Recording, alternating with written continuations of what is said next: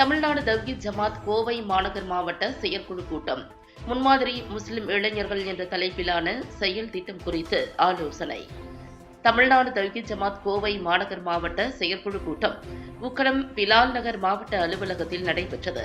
மாவட்ட தலைவர் அப்பாஸ் தலைமையில் நடைபெற்ற இந்த கூட்டத்தில் மாவட்ட செயலாளர் ஹக்கீம், பொருளாளர் நாசர், துணைத் தலைவர் முஜிபுர் ரகுமான், துணை செயலாளர்கள் ஹசான், சல்மான், வர்த்தக அணி BS ஹமீது, மாணவர் அணி சஃபீக் அலி, மருத்துவ அணி நிஜாமுதீன் ஆகியோர் முன்னிலை வகித்தனர். இதில் சிறப்பு அழைப்பாளராக தமிழ்நாடு தவ்ஹீத் ஜமாத் மாநில துணைத் தலைவர் தாவூத் கைசர் கலந்து கொண்டு சிறப்புரை நிகழ்த்தினார். இந்நிகழ்வில் 4 மாத முஸ்லிம் இளைஞர்களுக்கான செயல் திட்ட முறைகள் விளக்கி கூறப்பட்டது. தொடர்ந்து செயற்குழு கூட்டத்தில் பல்வேறு தீர்மானங்கள் நிறைவேற்றப்பட்டன. வக்ஃப் திருத்த மசோதா போன்ற இந்திய முஸ்லிம்களுக்கு இழைக்கப்படும் அநீதிகளுக்கு எதிராக நீதியரசர்கள் நியாயமான தீர்ப்பை வழங்க வேண்டும். பஹல்காம் படுகொலை, அதைத் தொடர்ந்து நடந்த ஆபரேஷன் சிந்தூர் குறித்து உலக நாடுகளுக்கு விளக்கும் வகையில் எதிர்க்கட்சிகளின் கோரிக்கையை ஏற்று சிறப்பு நாடாளுமன்ற கூட்டத்தொடர் கூட்டப்பட வேண்டும். மாணவர்களின் கல்வியோடு விளையாடும் பாசிச பாஜக அரசை கண்டிப்பதாகவும், ஒன்றிய அரசை நம்பி இருக்காமல் மாற்று ஏற்பாடுகளை தமிழக அரசு செய்து இந்த வருட RTE என்னும் இலவச கல்வி திட்டத்தின் கீழ் மாணவர்கள் சேர்க்கையை உறுதி செய்ய வலியுறுத்துவது, காசாவில் ஏற்பட்டுள்ள கடும் நெருக்கடியான சூழலில் இரு நாடு திட்டத்தை குறிப்பிட்ட கால அளவுக்குள் நிறைவேற்ற வேண்டும் உள்ளிட்ட பல்வேறு தீர்மானங்கள் நிறைவேற்றப்பட்டன. கூட்டத்தில் கோவை மாநகர் மாவட்ட அனைத்து கிளை நிர்வாகிகள், மாவட்ட பேச்சாளர்கள், செயற்குழு உறுப்பினர்கள் என பலர் கலந்து கொண்டனர். தமிழ்நாடு தவ்ஹீத் ஜமாத் கோவை மாநகர மாவட்டத்தின் சார்பில் மாவட்ட செயற்குழு நடைபெற்றது.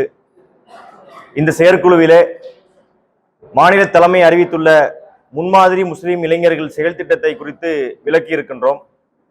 இந்த செயல் திட்டம் எதற்காக என்று சொன்னால், இஸ்லாமிய இளைஞர்களை நேர்வழிப்படுத்தி நல்வழிப்படுத்தி, குறிப்பாக போதை போன்ற பழக்கங்களில் இன்று நிறைய இளைஞர்கள் சீரழிந்து கொண்டிருக்கின்றார்கள்.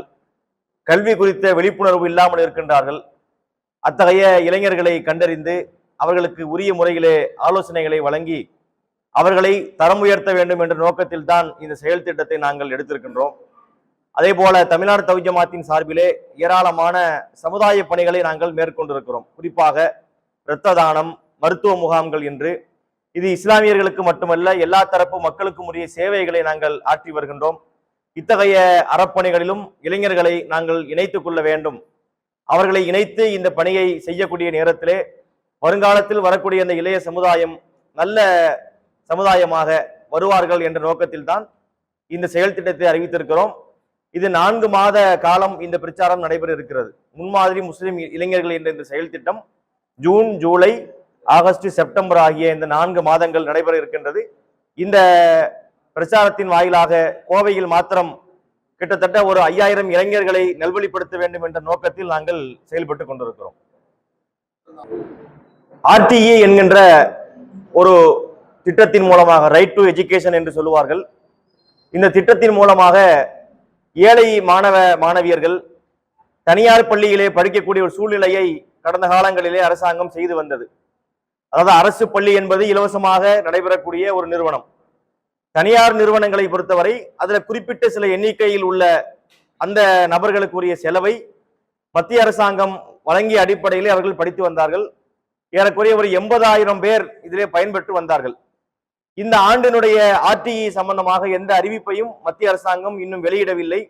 இதனால் அந்த ஏழை மாணவர்களுடைய கல்வி என்பது கேள்விக்குறியாக இருக்கிறது. எனவே இந்த செயற்குழுவின் வாயிலாக நாங்கள் வைக்கக்கூடிய கோரிக்கை என்னவென்றால், உடனடியாக மத்திய அரசாங்கம் ஏழை மாணவருடைய கல்வியை கவனத்திலே கொண்டு அந்த திட்டத்தை உடனடியாக அறிவித்து அந்த வேலைகளை விரைவாக செய்யும்படி இந்த கூட்டத்தின் வாயிலாக நாங்கள் கேட்டுக்கொள்கிறோம்.